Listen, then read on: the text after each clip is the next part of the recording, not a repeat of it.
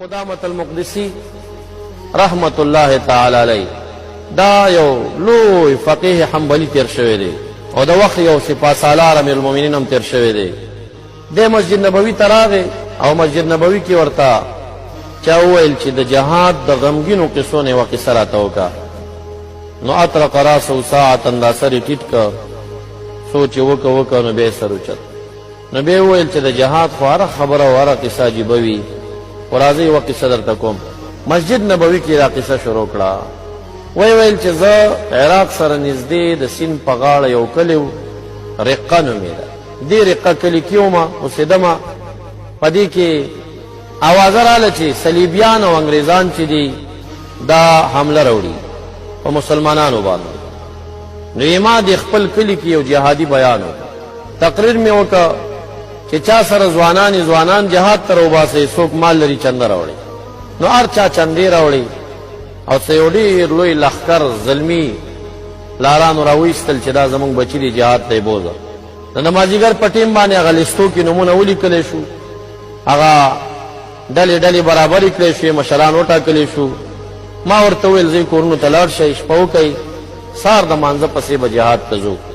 او څو چې هغې کلي ته رارسي موږ به مخې ته ورځو ابو قدامه مقدسي وایي چې زه کله کور ته لاړم او شپه وه تېره وه سملاستمه زما دروازه وټکېده چې راووتمه یو زنانه د نقاب پوشه د سر نخکو پورې نقاب کې پټه ده او ما ته یې وویل چې امیر المؤمنین تا چې کله تقریر کو د جهاد نو زه د مسجد نه بهر ولاړم ما ستا ټول بیان واورېد او ما ډېر زیات وژړل چې یا الله اوس کاشکې زما ځوانان بچي وي چې ما هغه ورکړي وي جهاد او یا ما سره ډېرې زیاتې پیسې وي نه پیسې لرم نه ځوانان بچي لرم او که ورځ د قیامت کې ابو قدامه مقدسي پاسېږي او خدای تعالی ووایي چې چا ورسره د مال امداد کړی دی ځئ جنت ته لاړ شئ او چا چې د جان امداد کړی لاړ شئ نو زه به څه شی پیش کوم نو په دې مې وژړل بیا مې په کور کې یو شی پیدا کړل ځان سره وجود کې او هغه شی مې په دې لفافه کې اچولی دی جهادي چنده کې مې درته رالیږلی دی داسې وکړه چې دې کې یو خط دی دا ختم واخله او دې لفافه کې چې دی زما د جهاد چنده د دام واخله کور ته چې لاړې بیا ډیوه ولګوه دا خط وګوره چې کله ابو قدامه فرمایي کور ته لاړمه زنانه مې ونه پېژنده چې څوک ده نو ما ډیوه ولګوله چې ما خط راواخیسته نو په دې خط کې دا لیکل شوي دي چې یا امیر المؤمنین زه د داسې کورنۍ ښځه یم چې ستاسو سره په یو ملګرتیا کې زما خاوند شهید شوی دی او زما پلار هم شهید شوی دی او زما ورور هم شهید شوی دی زه هېڅ څوک هم نه لرم او بچي مې هم نشته دی پیسې هم را سره نه وي چې ما چنده کې درلېږلې وي نو د ډېرې ژړا نه بعد ما ته دا سوچ راغی چې ته خو هېڅ هم نه لرې چې چنده کې ورکړي خو دا د سر دا ویښتان او دا زلفې په دې څه شی کې دا خو د زینت دپاره دي د زینت نه تېره شه چا ته زینت کې نو ما قینچي راواخیسته او دا خپلې زلفې مې په دې بیخ کې کټ کړي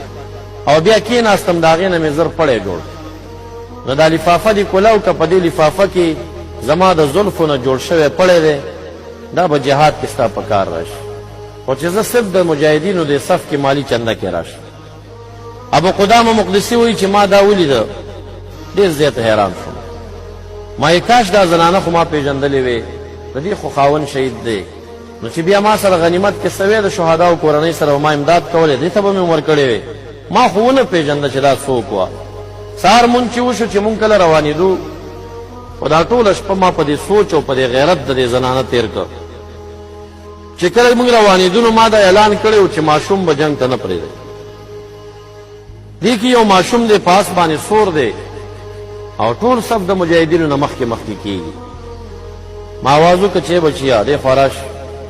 زه ماشومان جهاد ته نه پرېږدم زه واپس لاړ شم ده ما ته وویل چې ما تعریفوني ته ما نه پېژنې زه څوک یم ما ورته ویل ته څوک یې وی انا ابن صاحبة اللفافه بېګا د شپې چې کومې زنانه درته په لفافه کې چنده درلېږلې زه د هغې ښځې زوی یم ابو قدامه مقدسي وایي چې ما ورته وویل چې زه خو ماشومان نه بوزم خو ته ډېر د غیرتي ښځې زوی یې تا بوزمه راځه زه به دې تره شمه ته به مې وراره ما سره یو ځای اوسېږه تا بوزم جهاد ته کله چې د جهاد صف ته ورسېدو جنګ لا شروع نه و یو ډاک کې مونږ واړول روژه وه ماسپښین ټیم و دا نوجوان راغی دا ماشوم ما ته یې وویل چې یا امیر المؤمنین زما دا مور بیماره ده او زما ما نه مشره یوه خور ده هغه هم بیماره وي نو اکثر په کور کې دا ترکاري زه پخومه او زه ډېر ښایسته لنګري یم که ستا اجازت وي زه به د مجاهدینو ته لنګر رو جماعت یې تیار کړم ما دا ماشوم لنګر ته ورکړ چې لنګر یې پخو نو مازدیګر ټیم و امیر المؤمنین وایي سودا مې شوه چې دا خو وړوکی دی راځه لږ یې وګوره ورشه وی چې رالم ورته ماشوم د 11 کالو وی چې رالم هغه کټوۍ په اور باندې ایښې ده دیګې او نغري هغه اور مړ شوی دی او دې خوا یو کاڼی پروت دی په هغې سریښې دی او دی اوده دی نو ابو قدامه مقدسي وایي چې ما دته وکتل او د د عمر ته او د مور غیرت ته بس ما یې پرېږده چې دی ودی راځه دا دیګ به زه پوخ کړمه نو زه کېناستم ما اور بلو او دې خوا مې په مینه مینه دې ماشوم ته کتل او ژړل مې ورته چې دا د څنګه غیرتي زنانه زوی دی چې دومره ماشوم دی او جهاد ته راغلی نو وایي دې کې د ماشوم په دې شونډو باندې مسکا او خندا راله وی چې خندا راله زه حیران شوم بیا وده دی بیا خندا راله بیا وده دی په دریم ځل باندې رسې په بړک بړک وخندل راویښ شو ما ورته ماشومه ولې دې وخندل ما ته ویل یا امیر المؤمنین دا زما او زما د خالق په منځ کې خبرې دي د دې به نه پوښتنه کې نه ما سره کار لري دې کې ما سره کار مه لره ما ورته ویل چې نه ما ته به حل وایي چې مجبور مې کوئ ویل چې خوب مې ولید په خوب کې جنت ته لاړم په جنت کې یو نهر و د هغه نهر په غاړه بیبیانې وي ښایسته ښایسته او چغې والي چې مرحبا بزوج الحور العینا نو وایي ما ورته فی کنه حور عینا تاسې کې ده وی نه مونږ خو خادمان یو مخکې لاړ شه چې مخکې لاړم یو دویم نهر و هلته را باندې مرحبا بزوج الحور العینا آواز وشو ما وویله فی کنه وی نه مخکې را څلورو نهرونو تیر شوم یو بنګله راله ماڼۍ راله دروازه کې ښایسته حوره ولاړه وه مرحبا بزوج الحور العینا ستړې مشي وکړه ما ورته ویله انتې تی وی نه دننه لاړ شه چې دننه لاړم په یو ډېر ښایسته تخت باندې یوه حوره ناسته وه ما اراده وه چې زه کښېنم په دې کټ کې ما ته یې وویل چې دې دپاره مې راوغوښتې چې نن ماښام روژه ماتي دعوت در کوم که زما دعوت قبلې نو بیا موږ سره به روژه ماته کړي نو یې زه د ډېرې خوشحالۍ نه ما وخندل او ما وی چې بالکل دا دعوت زما قبول دی امیر المؤمنین وایي زه خو پوه شوم چې دا سړی شهید کېږي روژه ماتې موږ سره نه کوي او دا هلته د حورې سره روژه ماتې کوي خو جنګ نشته دی نو دا به څنګه شهید شي یو ناڅاپه ماښام ته لږ ټیم پاتې دی چې صلیبیانو انګریزانو یو سخته حمله په مجاهدینو باندې راوړه چې حمله ور باندې راغله نو جنګ شروع شو جنگ چې شروع شو دا وړوکی ماشوم ما کتل چې زمونږ د ټولو مجاهدینو نه مخکې دی پاس سور دی او ما ورته ویل چې ماشومه ته خو یتیمې د مور دی بل زوی هم نشته دی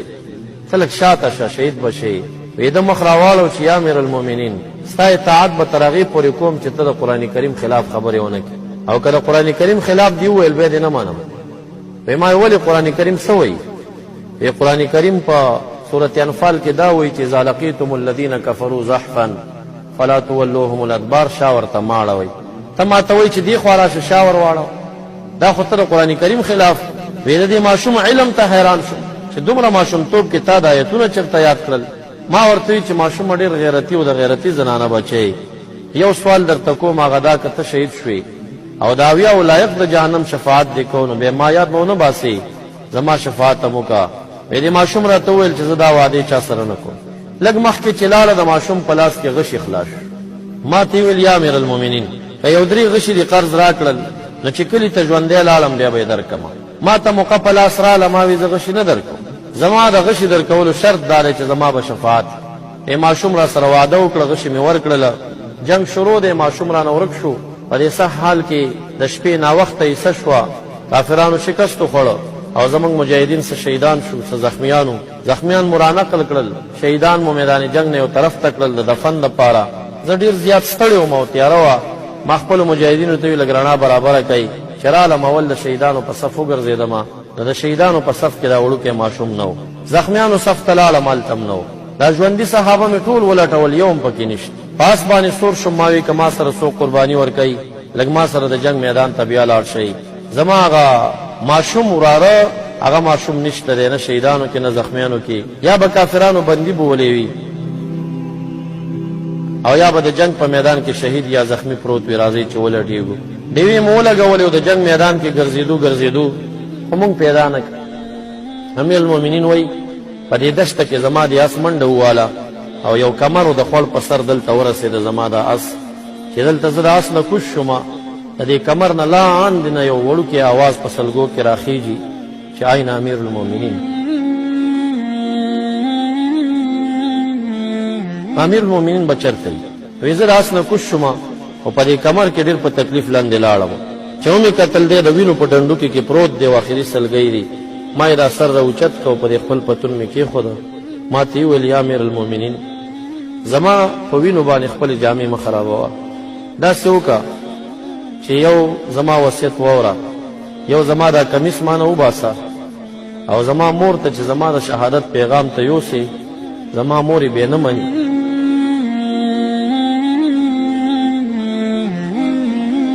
نو که مور مې زما شهادت نه منه بیا ورته زما د وینو دا قمیص پیش کا چې دا د ستا د بچي د وجود هغه قمیص وینه دغه ده. او دویم درته دا سوال کوم، زما نه مشره خور هغه ډېره بې حوصلې ده، عمر یې کم دی، هغې ته لږ زما لپاره تسلي ورکه او زما مور ته زما سلامونه ووایه. بس سلګۍ ووهلې، ماشوم په شهادت ورسېد. فاصله ډېره وه، دا مې راوسته، را مې وړه، قبر مې وکنسته، چې ماشوم مې په لحد کې کېښودو، یوه سخته زلزله پرې راله او دا ماشوم یې بهر ته وغورځو. حیران شومه، بیا مې کېښودو، بیا یې وغورځو. ما ملګرو ته ویل کېدای شي مور نه به اجازه نه اخیست، دا ولې دا لحد نه قبلې؟ وایي دې کې اوانه مرغان رالل، غټ غټ مرغان، خو دا ماشوم یې د ټونګو د پنجو کې اوچت که او بری ویوړ. حیران شو، واپس رالو. په دې سوچ کې یم چې زه به اوس دا زنانه کور یې څنګه پیدا کوم. زما نه مخکې 9 مجاهدین روان دي، پاسونو سواره دي، زه رقې کلي کې پرې کوڅو روان یم، یو خوا بل خوا ګورم او دا زنانه او د کلي خلک خپلو غازیانو ته استقبال ته راوتلي ستړي مشې ته. نو دغه مور او دغه خورې دا دواړه په دې دروازه کې ولاړې دي چې په دې لاره باندې دا غازیان تېرېږي که زموږ ورور پکې راشي، زموږ بچی راشي. نو یو مجاهد چې راغی هغه ته وویل دې مورې چې زما زوی څه شو؟ وایي زه ستا زوی څه پېژنم، هغه ته تېر شو. امیر المؤمنین وایي ما د لرې نه کتل. دویم هغه م ورته داسې خبره وکړه 9مه پورې چې زه پرې رالمه، ما ته وي زما زوی څه شو؟ وایي زه کوز شوم د آس نه. ما ورته وویل تا هغه بیبي چې ما ته دې هغه چنده کې زلفې رالیږلې وي؟ وایي چې زه هغه بیبي یم. وی بیا مې ورته وویل چې ستا یوه لور ده؟ وی او دغه لور مې ده بس، او دغه یو زوی مې و. وی ما ورته وی چې زوی دې شهید شوی دی. وی راته وي چې دا دې راباندې زیری وکړه، خو ما ته به یې قصه بیانوي چې دا دې دفن کړی څنګه دی. ما ورته ویل چې دفن مې که 3 ځل بهر ته لحد راویسته، بیا مرغان د هوا نه راله او دی په ټونګو کې اوچت. نو ما ته یې وي چې بس زه اوس زړه مې اوبه وڅکلې چې زما زوی شهید شوی دی. ما ورته ویل چې ای بیبي اوس ما پوه کا، دا تا ورته اجازه نه وکړې؟ ولې؟ وی نه ما اجازت کړې، ما لېږلې جهاد ته. او زما دا زوی چې کله د 15 کالو شو په خبرو راغی او په مانځه ودرېده، نو ده به د هر مانځه نه بعد پټه پټه دعا کوله. یو ورځ زه ورته پټ شومه چې زما دا زوی په دعا کې څه وایي. نو ده به په دې وړه ژبه باندې دعا کې دا ویل چې الله ما ته داسې شهادت راکړه چې خلک د قبر نه راپورته شي ورځ د قیامت کې، خو زه د مرغانو د ججورو نه راغونډ شم. نو هر مانځه کې به یې دا دعا کوله چې خدای د شهادت راکړه چې زه د مرغانو د ججورو نه راغونډ شم. نو چې تا وویل چې مرغانو اوچت کړه، نو زه پوه شوم د دعا قبوله ده او دی شهید شوی. چې بیا مې ورته په وینو قمیص وړاندې کړه، مور یې راواخېسته او ښکلي او دې خواته یې هغه خور چې وه هغه بې احتیاطه، هغه بې اختیاره شوه او شهقت شهقة شدیدة وخرت مخشیة علیها، یوه سخته چغه یې د خولې نه لاړه او بېهوشه راپرېوت. وایي چې راپرېوته دې مور یې د خپله لور د خپې نه ونیوه او را یې ښکله دننه، دروازه یې رابنده کړه. زه بار ودرېدم چې مور یې دا خپله لور وخوځوله، لور یې وفات شوې وه. د لور سر ته کېناسته او ما دې دیوال کې غوږ ایښی دی دروازې سره، او وایم چې کاش کې اوس دې دروازه کولو کړې وی چې ما لږ امداد ورکړی وی او د لور په دفن کې مې کومک ورسره کړی وی. وایي لور د مور سر ته کېناسته او دعا یې شروع کړه چې یا الله پلار مې شهید شو، ورور مې شهید شو، خاوند مې شهید شو، هغه یو زوی و هغه هم شهید شو، دا لور و دا مړه شوه. زه نور دنیا کې ژوند نه غواړم، ما ته مرګ راوړه. بس وایي د لور د پاسه دا مور وغورځېده، انا لله و انا الیه راجعون، وفات شو.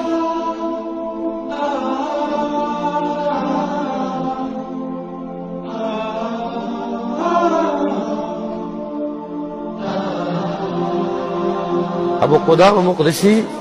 مدینه منوره کې دا قصه بیانوي. وایي چې ما د جهاد په صف کې عجیبه کارنامې او قصې لیدلې دي، خو د دې کورنۍ غیرت او دا ډېره عجیبه واقعه وه چې زما د نظر نه تېره شوې.